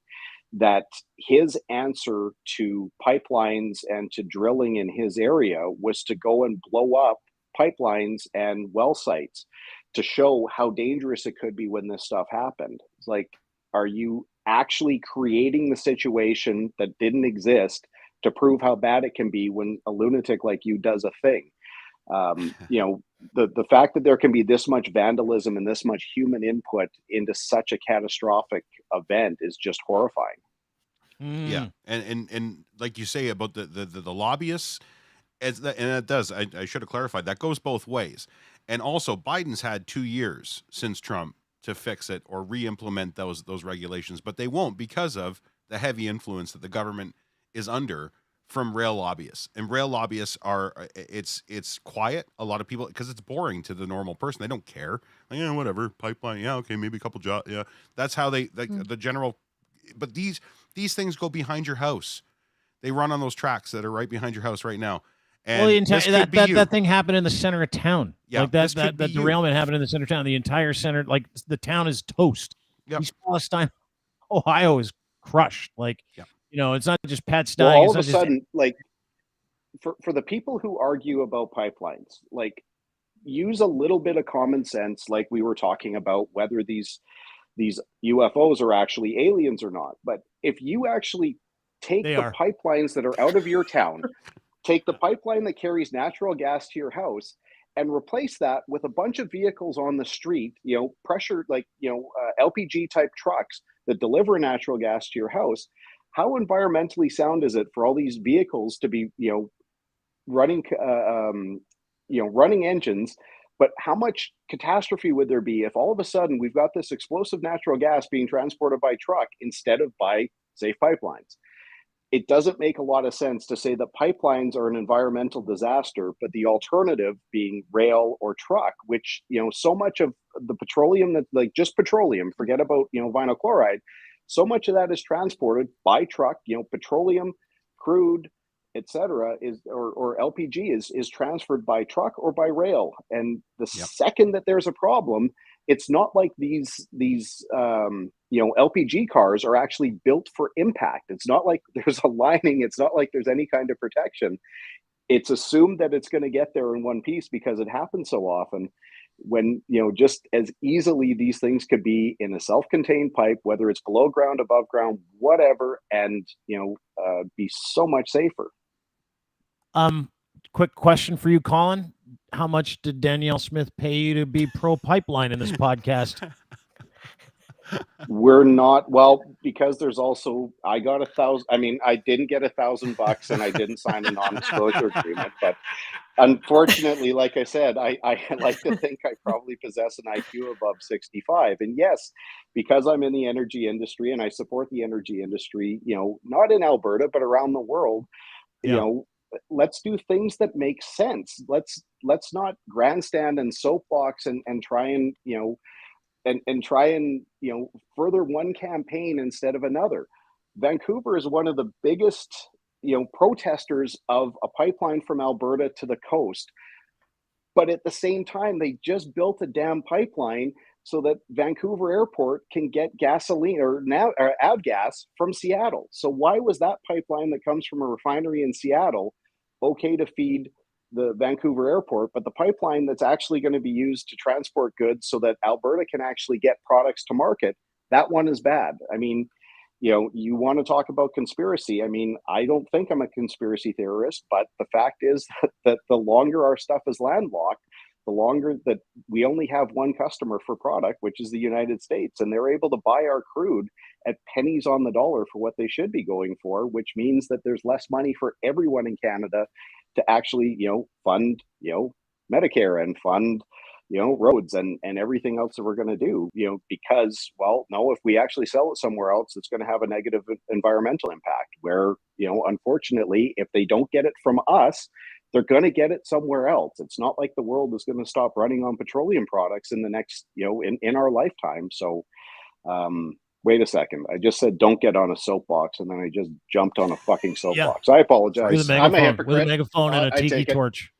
With a megaphone and a petroleum loaded tiki torch, by the way. Way to go. It's No, right I get it. there. Like, I can turn my camera and you guys can see it, but Yeah. Marianne, sorry, go ahead.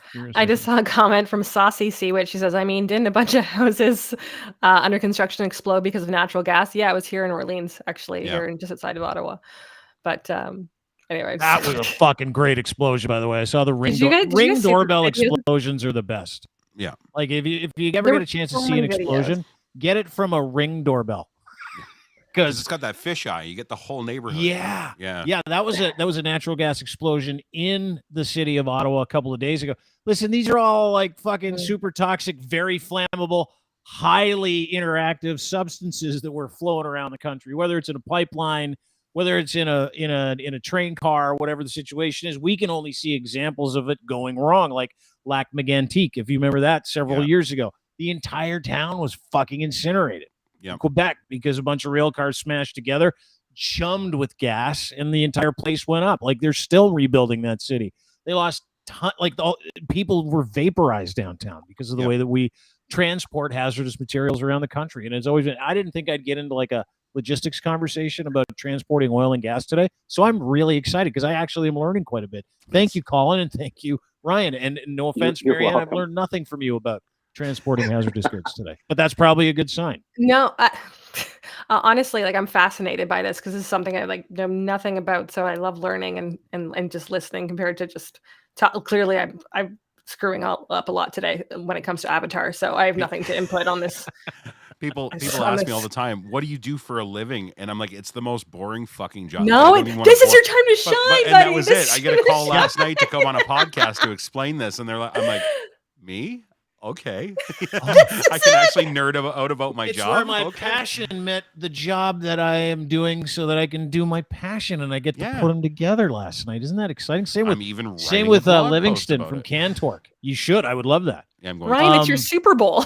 It is. Yep. This is your hazardous waste Super Bowl. That's what it is. This is where you really come in handy. It's tough. It's tough to watch from the sidelines when you're and I got a lot of this last night on Twitter because I put out a couple of threads about what was going on, and people were like, you're just trying to be an alarmist. You're being an alarmist. And what has happened now is we've all decided that anytime something bad happens and somebody that knows something about it says something about it, you're an alarmist now, and you're just trying to cause panic, and you're like somebody, the media, look at the media spin. It's like, I'm not the media, you fucking idiot. I'm an actual guy that does the job. I'm just trying to tell you what I know. And if we'd all just learn to shut the fucking politicians and the media off and ask the experts what the fuck is going on, we'd be in a fucking way better place than we were fucking 2.5 years ago right now.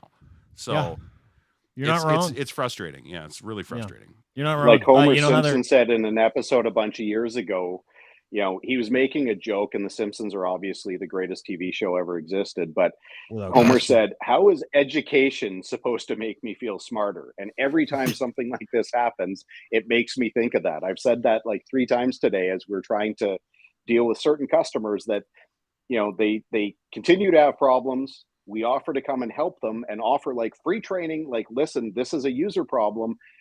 No, we know what we're doing. Well, fuck me. Okay, I'm sorry I tried to offer. Sorry. Do you say that in front of the clients? Fuck me. Honest to God, yes, I do. And this is why I need to have a sales force, because my patience for this kind of stuff is really short.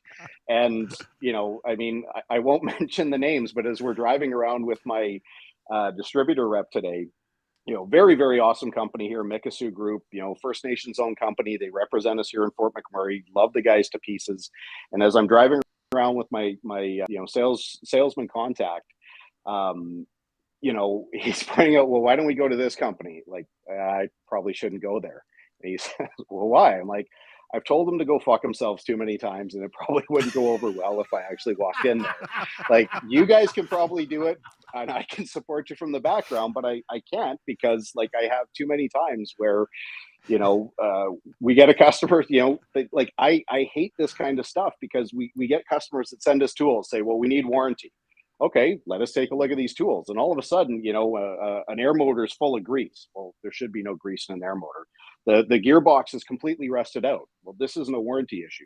Well, no, that's the way they were when we got them. Like, you use these tools for a year with a rusted gearbox and an air motor that's full of fucking grease? Idiot. Well, right? you know, like, oh no, we want warranty. Like, you want me to spend like, anyway, you know, like, So fuck off. stupid. Like, I'm not going to deal with this. Like, I want to speak to the manager. Colin, what do you Yeah, have to say? Fuck you! yeah. To quote I my will friend say- that I saw yesterday, send an email to info@deanblundell.com. You Yeah, that was shouldn't my be on the favorite thing. Crier Network. I want to talk to the guy responsible. I loved it. Yesterday, someone tweeted me, owning your own business has its privileges. You know that. Like, Yeah. if you feel like kissing off some business because in a moment you selfishly want to tell the guy in front of you to go fuck his hat, you can do that. You can literally do that. Yesterday, someone tweeted me like, I can't believe you're part of Crier Media. When is this guy going to get pulled off of media? I can't believe it. I'm like, I know. Send an email to my boss, dean@deanblundell.com. Do it right now. That guy's a Power prick. tripping. I You're say just we get power 'em. tripping. Yeah, I say we get him. But that's the best part of owning your own business. Colin owns Can Torque, the best bolting, loosening, fastening solutions in the world. Canadian company, brought his manufacturing back here to Canada. Very proud sponsor, great partner of ours. And he's got a great podcast, too, called Talkin' Torque. And race season is coming up. You're going to be doing race content for us. You just did your first racing blog post. I saw that face, dude. Don't get chicken now. Don't get wet feet now. You got to do the podcast. You and Tagliani, you know that. It's coming. It's only you know, it's- $300,000. Yeah, it's $337,000 per episode. I forgot to tell you. That's it. You could tell, dude. Did you not see this story? These guys, like, you know, you've got a good partner in us. When this story comes out, taxpayers paid $337,000 for a few shitty TPS podcasts. $337,000. Sorry, I forgot he Shit, was on the yeah, show like- when that came up.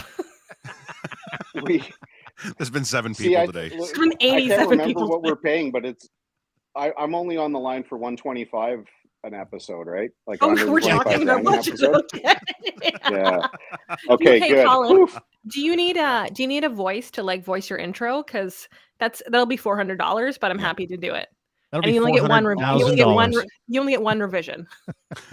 Honestly, I would love to The have you weekends. voice our stuff, but I need the focus to be on what I'm talking about. And if you do the voicing, nobody will listen to what the hell I say. No, I just do it. Valentine's Day. No. Oh, come No, I on. mean, like, no, when I'm I do the joking. intro and I'm like, welcome to what's it called? Talk and Torque? Talking and torque. I don't know. Talking torque. Talking torque? It'd be whatever. What do you mean whatever you don't I used to know? phone that Dude, 900 you know number when I was a exactly. kid. Colin's being all like, I don't know. It's just a podcast. Okay, I can do it. Well, we Talking haven't torque. done it yet. I mean, I can change I my know. mind before we start. Yeah. Welcome to No, Talk I and like Torque. talking torque. We got your logo and everything. What do you mean you're going to change your mind after we Yours did your torques logo? a lot. Yeah. Yeah. There used to Yeah, be. There it used could to be, be. you know, sorry, it'd be like flapping my yap with, you know, fuckface or something like that. Who knows? Sir Torqueslot and Fuckface, welcome to Talk and Torque. Well, I was going to say there might be a bit of a copyright conflict here, though, because I believe there was in the 90s. If you watched late night TV, you could call Talk and Torque, and it was like a 900 number, and you would talk and torque. And What? I don't know if that's going to be a problem on this network. Does Torque mean? Oh, you're talking about those chat, I watched- those like, Yeah, you remember call, those, you remember talk, those and you commercials torque. is like, call and you can talk to this hot chick. And then you would call, like I was 14. I'm like, I'll call that number. I Yeah. don't care. My parents are paying the phone bill. It's $9.99 a minute. Well, Pretty sure. I When hate you to, get on I those hate to phone calls. burst everyone.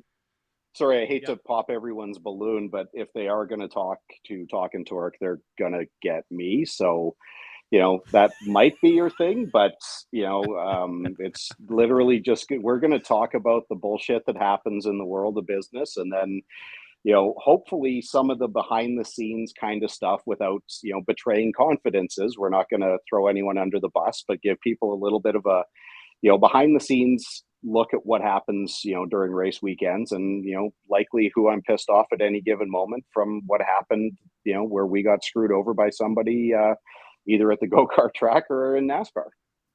Yeah. Honestly, it's niche, and niche is where the money is there, Colin, in podcasting. So good for you. He owns a pretty big manufacturing company. I'm sure he knows where the money is. Yeah. Probably figured it Big out. I'm like, money in listen to podcasting me. for sure. I've been a business owner for 5 minutes.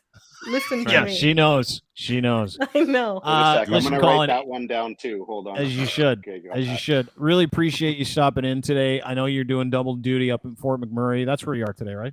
You're in Fort Mac?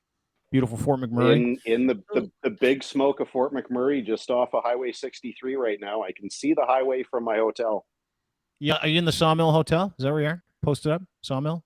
The Saw Ridge Hotel no longer exists, unfortunately. What? That was my hotel when I started coming up here in '98. I honestly haven't been here in a bunch of years, but no, I'm actually in the well, I won't say where I'm at because there's a lot of sick bastards out there, but yeah, brand new hotel. We've got another half morning, and then I got to rush back home because there's another video session I have to do tomorrow night for the Crier Media Group, and then He's so I'll busy, be guys. officially indoctrinated. Yep, you're all in. Colin, appreciate you. We'll talk to you tomorrow. Make sure you give Colin a follow on Twitter. His Twitter handle is actually poked into our description of the podcast, so you can go and check him out. And don't forget, cantorque.com. If you need a solution when it comes to a bolting project, you explain it better than me. Torque wrenches nobody can make. Tool solutions that nobody can make. Industrial tooling solutions nobody can make. Any bolting project, any fastener, any loosener, railroad, nuclear. A lot of people will listen to this that work in those industries, specifically heavy machinery, et cetera, et cetera. What is the best way to get a hold of you to, ask questions, fact find, et cetera? They can find us at www.cantorque.com, CANTORQUE. Yeah, I mean, and just to correct your vernacular, Dean, fasteners are actually the studs. They're the bolts. The fastener is the thing we tighten. We don't have a fastener. But the loosener I like, we make hydraulic powered torque tools from about 100 foot-pounds up to 60,000 foot-pounds. We make what are called hydraulic stud tensioners, and we can make those in any size. Tensioners are kind of a neat way of tightening things. They're really popular in power generation and in refining. And then if we don't make it and it makes sense to help solve one of our customers' problems, we have a full engineering department and can design almost anything. Plus, we have a really big rental fleet. So, whether you need it for a day, week, month, or a lifetime, we'll have some kind of solution for you. Awesome. Thanks, dude. Always great to see you. You look good. You look nice. You betcha. Thanks a lot. So being your own boss nice. and 28 weeks vacation does for you, I guess. And throwing the fuck yous around like they're going out of style. It helps minimize the stress level. Thanks, buddy. Always great to see you. You guys do such a good job. Great to have you on the show today, and we'll talk to you soon. You bet. Look forward to it. All right. Colin Livingston, Hi. cantorque.com. Sponsor of the Dean Blundell Show and crier.co. Check out his podcast, Talking Torque, whenever it launches. We're going to launch it, I would say, in the next month or so. Is that right? What are you doing? Talking Cantorque. There you go. Pointing to the Cantorque Yeah. logo. Yeah, dude. I never know which way He's to point such a on good these dude. cameras. He's a good dude, and he's one of those guys where you're like, where do you get the energy? Where do you get the energy to do all that He business? sounds And then so busy. So tired. he is, but he's always engaged. He's always switched on. You've never met a guy like this. I haven't. No. And he's awesome too. He's like one of those deep thinkers. He can snap golf clubs, and he can talk a little Aristotle after too. He's a good dude. Yeah, Yeah, nice. I really like Colin. He's a great I'm glad guy, he's great partner. glad he's part of the team here. Yeah, I am too. So we'll talk about his podcast when it comes out, but always good to have him on, and of course, good to have Marianne on. Happy Valentine's Day, young lady. Really appreciate you being here with us. Happy Valentine's Day, guys, and nice to see you. Great to see you. And I'm gonna leave. I got a job I got voice while we were doing the show, so Mama's got to you make really? money. You Yeah, got Mama's you gotta got a make money. gig right when you're on the program. Let's Take This Outside is the name of the podcast. Download, subscribe. Yeah. Wherever you get your fine podcast, and you've got an ultra marathoner on. You just dropped your last podcast. Oh, your latest Today. podcast today. Yeah. Tell us about it real quick if you can. His name is Dawson Mossman. He is an ultra runner and an adventurer. And the fact that his name is Dawson Mossman is like legit. He's also he's just also like a very chill, cool, laid back guy and a fun storyteller, and talks about how he ran in another man's underwear during an ultra marathon. Great story. You can only hear it on Let's Take This Outside. He pooed, Yeast didn't he? Did he infection. poo? No, Did it's he have the runner's poo? no, there's no poop in the You get a story. yeast infection after? No, there's just some chafing. That's Light all I can chafing. say. That's all. That's the only tease I can give you guys. Isn't You're that really thing about- selling. You're really runners- selling ultra marathoning. It's Well, not comfortable. No. Don't they shit themselves a lot when they Yeah, run? they do. Yeah. Isn't that a thing? Like they They blow the shit back of their themselves pants out? mid-run. They're like, listen, I can't stop for this shit. I got to keep going. Yeah, I gotta keep going. Gotta get the aid station. Okay. But Nice to see you guys. Happy Valentine's Day. Great to see you too. Thanks, bud. Bye. Talk to you soon. Marianne See you, Iverson, let's Marianne. take this outside, name of the podcast. Another incredible human being. Mhm. Happy Valentine's Day, dude. I hope you enjoy your time with your wife. Thanks, man. I will. We're gonna probably have a nice dinner and put something on the tube and have a normal night because we're not. Every losers. day's Valentine's Day in the Lindley household, isn't It it? kind of is. I'm kind of lucky that way. She's really sweet, and we have a good thing going. So Good for you. Well, enjoy, buddy. Great to see you. Thanks for See the you too. update on the fucking trail derailment explosion. yeah, Bizarre. keep your eyes open at crier.co. I'll have something written about it just so because I know I kind of rambled a bit today, but once you see it broken down and you watch the timeline of how this happened and how it could have been prevented and the dangers of what is about to fall out because it's not going to happen overnight. So Mhm. it's a big one. So yeah, All right, happy man. Valentine's Day. Yeah, you too. Good to see you, buddy. See We'll you, talk man. to you soon. The Lens Report is his podcast. Go and download, subscribe. The Lens Report's really good. Scotty and I were talking about it earlier. He's like, I love the Lens Report. And thanks to everyone for being on. Scott Trades, Hot Wallet Podcast. Appreciate him. Marianne Iverson, Colin Livingston, Ryan Lindley. Busy day today. Really appreciate Aiden Wolf from Dark Corner Studios. Check out his work in the description of the podcast as well. Thank you for watching. Thank you for being part of the program. I really appreciate it. As always, brought to you by our friends at cantorque.com. Bolting solutions, hardworking, rugged, beautiful torque wrenches. Nobody makes them like they do. Nobody makes them in Canada. These guys do it all here, and they're proud of their work. They do it across the world. If you're looking for a bolting solution, you can't find one. You need a torque wrench. Easy money. Go to cantorque.com today. Kevlar Defense Lawyers, top criminal defense lawyers in Southern Ontario, looking to help you with anything that you got going that requires their services. Any litigation, any crime, any assault, anything that you did, any offense, anything. Doesn't matter what it is. These guys are really good. Not only are they really good, they're good human beings. They know you need honest answers. They know you want to get your life back. They know you will need legal help 24/7. So they're available 24/7 at Kevlar Defense Lawyers, kevlar.ca. Email the principal there today. His name's Rob. Great guy. Robert at kevlar.ca. And it's free to talk to him. He'll help you out. Guaranteed. Absolutely guaranteed. And he's a great guy, too. And last but not least, speaking of good guys, my buddy Ed owns Ed's Fine Imports, clothing for men and boys, and he makes Gitch, luxury branded boxer briefs, his own brand, made for Canadians by Canadians in Canada. Get them today. Tons of colors. Maybe the most comfortable pair of boxer briefs you'll ever wear. Well, easily. I mean, I can guarantee it. Not like a guarantee where it's like, hey, we'll give it back if you're not, because I'm not on the hook for that. But I can guarantee you won't give these things back. They're super breathable, super soft, very pliable, incredible waistband. And they're made for leisure. They're made for sport. You only need one pair, not the compression stuff. These things do it all. Go to edsfineimports.com. Check them out today. Gitch 3 is your promo code for those Gitch, and you pump it in the old promo code thing when you check out, and you're going to get a free pair and free ground shipping in all Canadian U.S. overs. Over $75. That's it for us. Have a great day. Oh, before we go, last but not least, Pink Shirt Day is happening. 22nd, we're working with Harvard Communications and Harvard Media, and of course, our friends at 957 Cruise FM in Edmonton. And we're trying to help people with bullying. Not trying to help you bully. We're trying to help you understand why it's really important not to harass and bully others. Kareem Assad will be our guest on the panel that day. Jen Valentine will be there with us as well. And my friend James P. White is going to be the host. Lachlan Cross is going to be involved.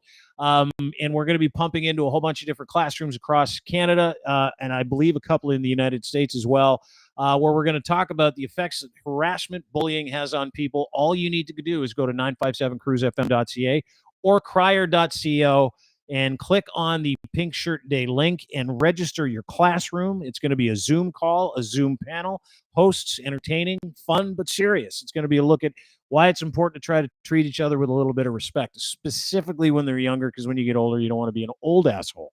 So Pink Shirt Day in conjunction with Harvard Media, Crier Media, And of course, our friends at Kids Help Phone. If you go to the Locker Room merch page, you can buy one of these incredible shirts. All the money goes to Kids Help Phone.